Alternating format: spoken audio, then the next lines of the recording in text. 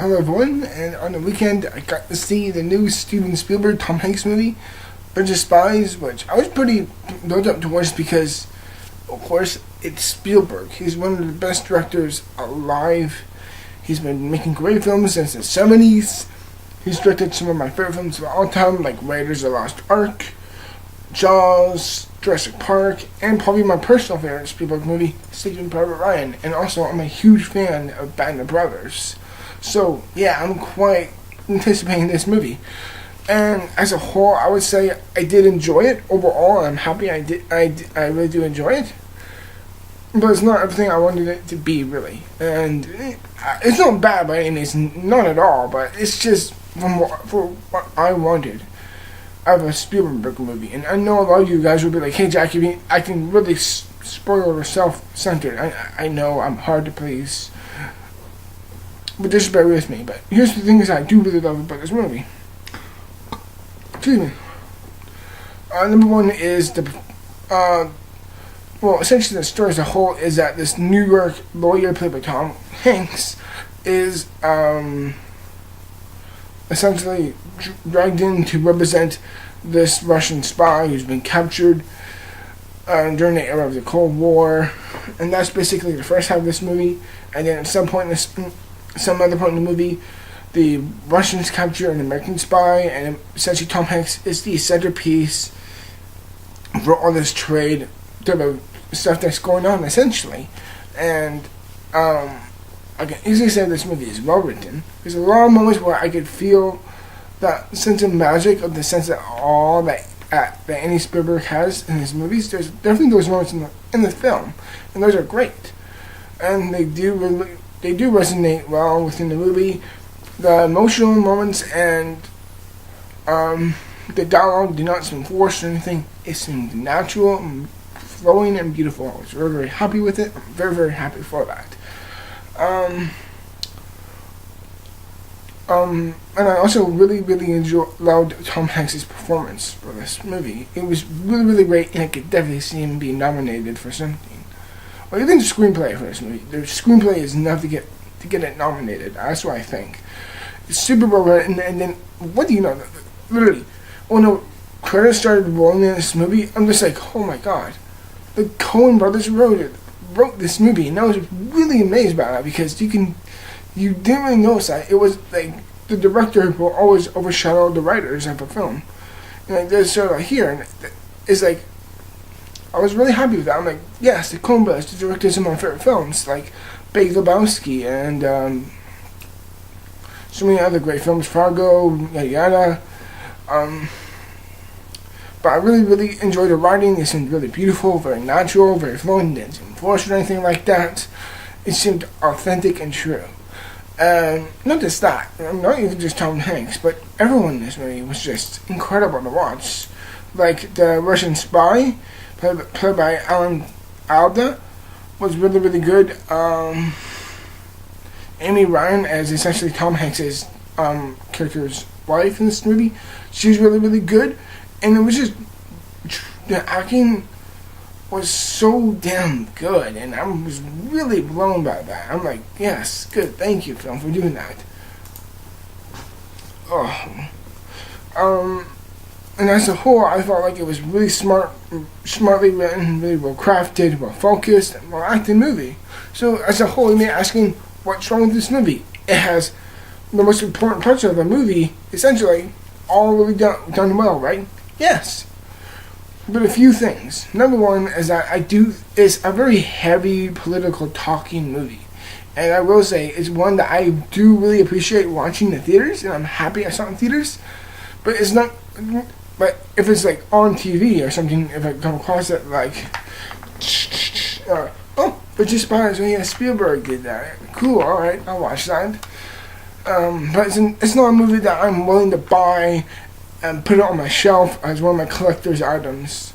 For me, it's like, I don't have this type of rating, but it's hard to describe, essentially. But it's like, there's certain times when you're reviewing the movie and you're saying, it's really good, but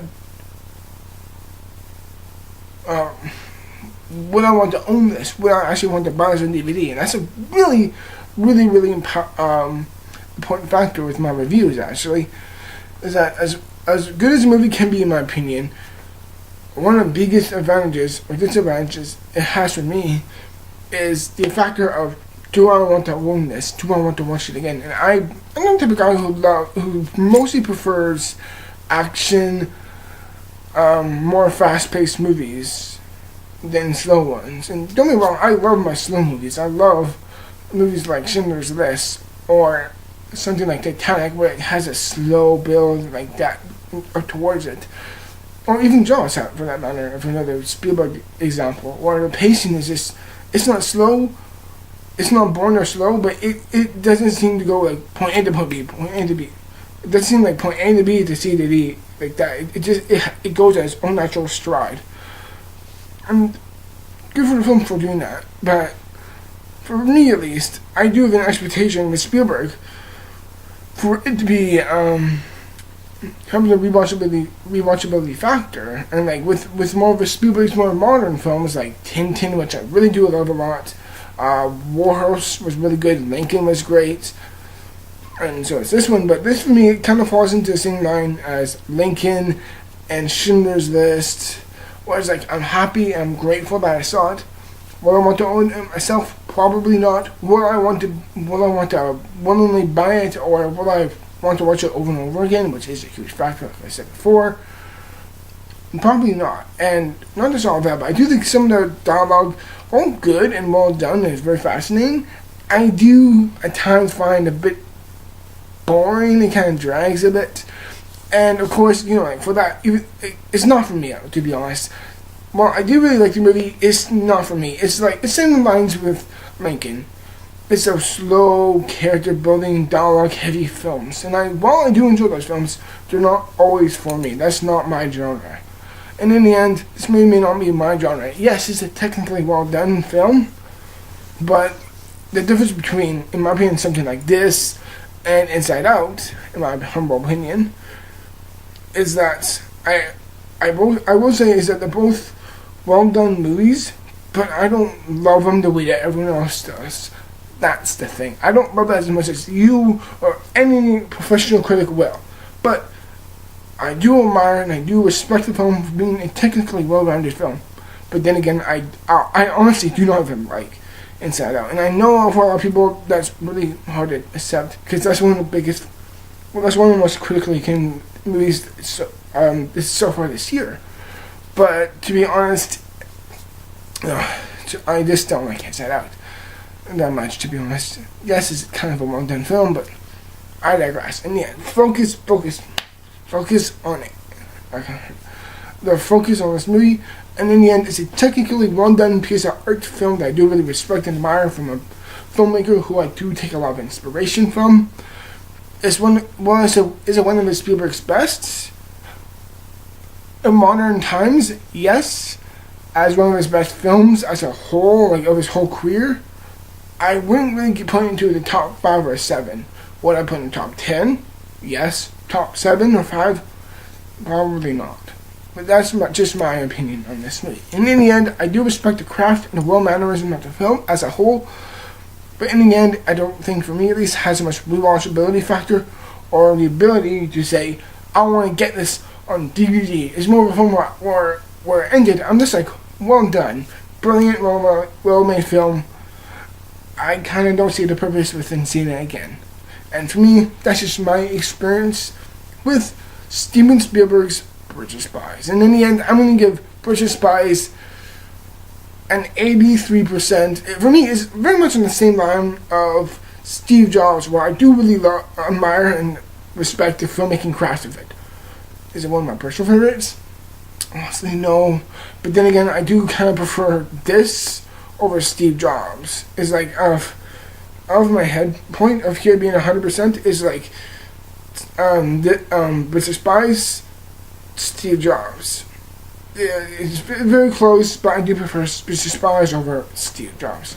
That's just me, and in the end, that's my rating for Bridge of Spies at 84%. Everyone, I really hope you enjoyed my review of it, and stick around for the end of this week, everyone, for when I will review the Goosebumps movie, and hopefully you can see that when it comes out this weekend. Till then, everyone, thank you for watching. I'll see you in the future for more videos. As always, click down below for subscribe, to like, to all that great stuff. As always, thank you. Till then, everyone, and I hope you all have a great day. See you until this weekend.